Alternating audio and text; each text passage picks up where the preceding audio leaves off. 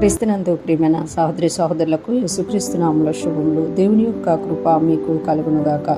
ఈరోజు దేవుడు మనకిచ్చిన మాట కొరింథీయులకు రాసిన మొదటి పత్రిక 10వ అధ్యాయము 20వ వచనం. లేదు గాని అన్యజనులు అర్పించు బలులు దేవునికి కాదు దయ్యములకే అర్పించుచున్నారని చెప్పుచున్నాను. మీరు దయ్యములతో పాలివారవుట నాకు ఇష్టం లేదు.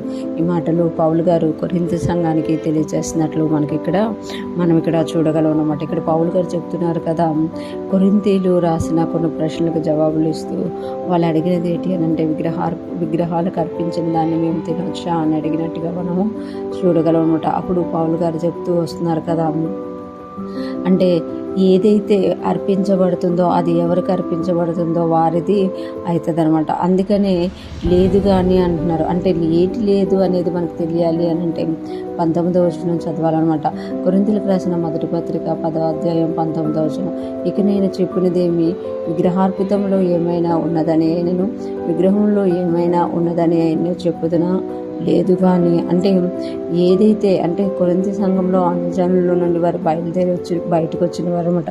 అన్యుల్లో నుండి రక్షింపబడిన వారు కనుక వారికి మొదట ఉన్న ఆచారాలు, మొదట ఉన్న వ్యవహారాలను బట్టి వారి పౌలు గారిని ప్రశ్న అడిగినట్లుగా మనము గమనించగలమట. ఈ ప్రశ్న అడిగినందుకు పౌలు గారు తెలియజేస్తున్నారు కదా, మీరు ఏది నమ్మైతే క్రీస్తులోనికి వచ్చారో అందులో ఏమైనా ఉందని, అంటే మీరు మొదట ఆరాధించిన దానిలో ఏమైనా ఉందని, దానిలో ఏమైనా ప్రతిఫలం ఉందని మీకు తెలుసా? లేదు. అందుకు అనంటే అది మనుషునితో చేయబడినది కనుక మనుషులతోనే నశించిపోద్ది, కానీ అది మనుషుల్ని రక్షించలేదు.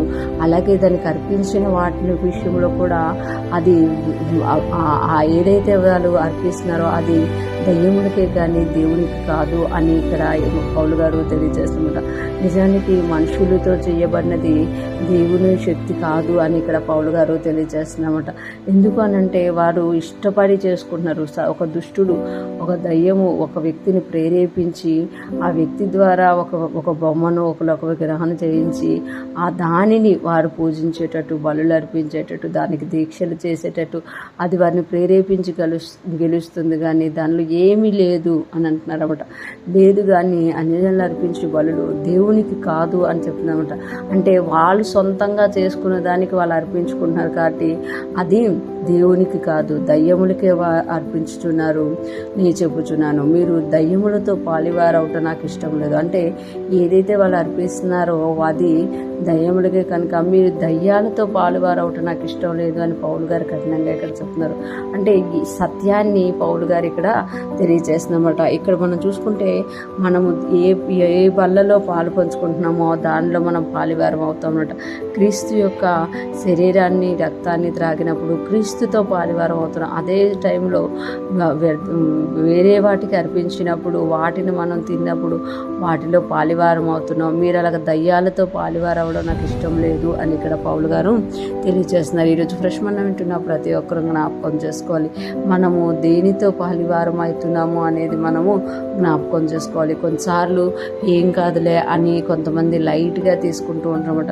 ఆ లైట్ అనేది దేవునికి ఇష్టం లేనిది అని ఇక్కడ పౌలు గారు తెలియజేస్తున్నారు. నువ్వు దేవునితోనే ఉండాలి కానీ దయ్యములతో వెళ్ళడానికి,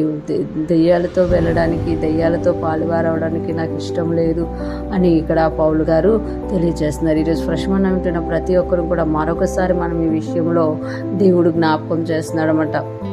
మన చుట్టూ ఉన్న వారి కోసం మనము కొన్ని చేసేవి దేవునికి ఇష్టమైనవి కావు, దేవునితోనే మనం జీవించాలి అని ఇక్కడ పౌలు గారి ద్వారా మరొకసారి మనకు దేవుడు గుర్తు చేస్తున్నారు. అటువంటి జ్ఞానం కలిగిన వారమై దేవునికి ఇష్టమైనది చేస్తూ దేవునితో ముందుకు సాగిపోదాము గాక.